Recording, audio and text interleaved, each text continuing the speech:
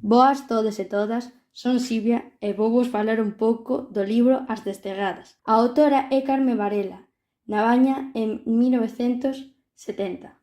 É escritora e activista e fundou a Asociación Cultural O Sorriso de ADN Castelao. Escribiu 2 obras que son As Desterradas, de Edicións Xerais, e Faise Oscuro. O libro As Desterradas recrea o final do mosteiro de Albeos, no sur de Galiza, fronteira con Portugal.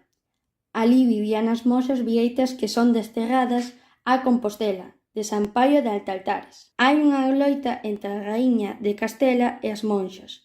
O único que lle interesa a raíña Xoana son as terras das pobres monxas. Ocorren varias historias nestas 13 escenas. Ata hai un suicidio non recoñecido que é o do Sor Elvira. Os remates son desterradas a Compostela, pero a súa alma estará sempre en Albeos.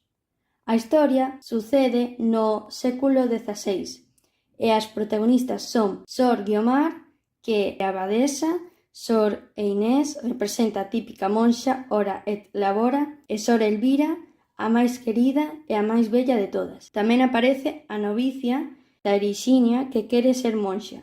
O libro denuncia a opresión do Reino de Castela sobre os mosteiros vieitos de Galiza. Recoméndolle o libro ás persoas que non lle gustan moito ler porque é curto e sinxelo.